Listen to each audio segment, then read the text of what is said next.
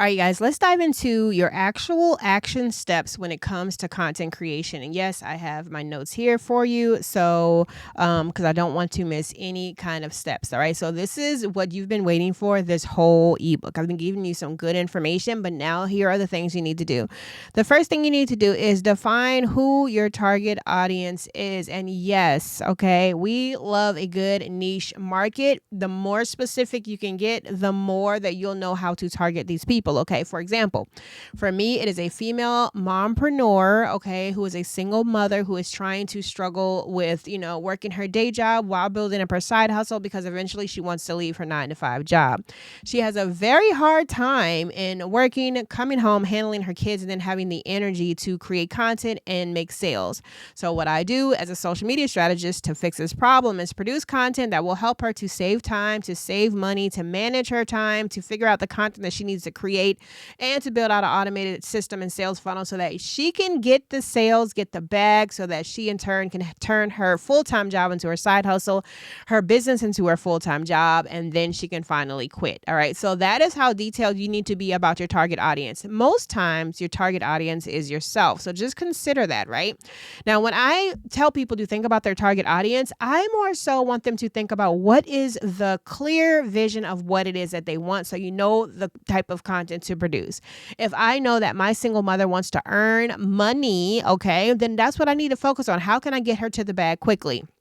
I'm not going to give her a bunch of tips about social media, how to get more views, how to get this, how to get that, all the little tiddly stuff in the middle. No, she wants to get to the bag. So what are the direct steps? So when you're looking at your ideal customer and client, know who they are, maybe interview a few of them and figure out what is the actual thing that they want. And I guarantee you guys, just so you know, it always is wrapped around health, money, and a good mindset for themselves or self-awareness. Okay, so see if you can fit those into that type of category. The second thing is figuring out the content pillars and themes that you want to start producing your content under. Okay.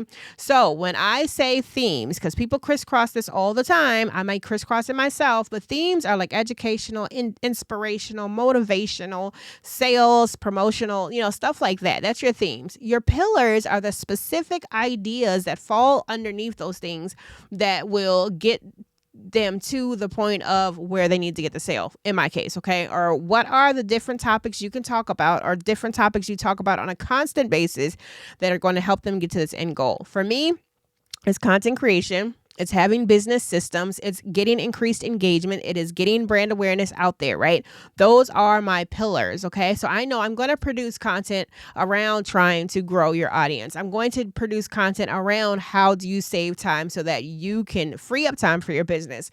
I list different pillars. I say have about 3 to 5 pillars, and these are the 3 to 5 things you're going to talk about, okay, under this category that then falls under the themes of educational, inspirational, entertaining. So for example, if I make a post about saving time, then saving time is going to be an educational post. It's going to be an entertaining post. It's going to be a motivational post. And that's how it falls underneath the themes like that. Okay. Then the next thing is your planning has to be A1. Produce for yourself a content calendar so that you know exactly what you are going to post and why, and also produce for yourself a promotional calendar. What are the items you are going to promote throughout the year so that you can backwards plan your content, okay? So I know if I have a content creation bootcamp coming up, then I'm going to produce a lot of stuff that's going to be wrapped around content and content creation, okay? Because I'm prepping them for the sale. My content is going to be about content, so all of this stuff is going to happen when you plan backwards. When you produce this content calendar, it is also easier for you to produce the graphics because you can just look at it and say, you know what, for this day, it's supposed to be this. Let me go ahead and produce a graphic for it. Or it helps you to batch create as well. The next thing is something that people do not pay attention to, and it drives me insane. Paying attention to your insights and your analytics. What is working? What gets the most views? What gets the most likes? What gets the most shares? Repost that content. Repurpose that content because it is working for you already. What are the trends? Okay. Look at your insights and your analytics and repurpose. It works. Okay. If you're not paying attention to your analytics, you are greatly wasting your time and losing out because you don't know what's working. The next thing is diversify and expanding. I know that there are certain people, talking to myself, that love certain platforms, okay? But I also know that I need to get off of certain platforms in order to be seen by different audiences, okay? So I am a B2B person, so I will sell business to business.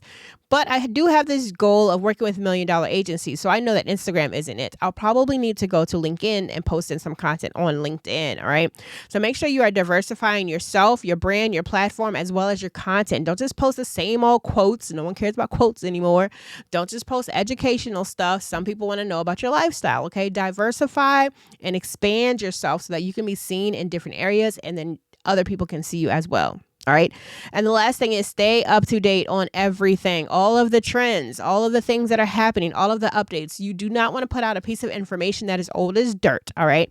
So I like going to Google Trends, and then I also like going into the news after putting in marketing and just seeing what is working and what's not working so that I can stay up on, on top of things so that people can pay attention to me. I don't like getting corrected when it comes to my content, right? Especially when it comes to numbers. All right. So stay up to date. Make sure you stay up to par.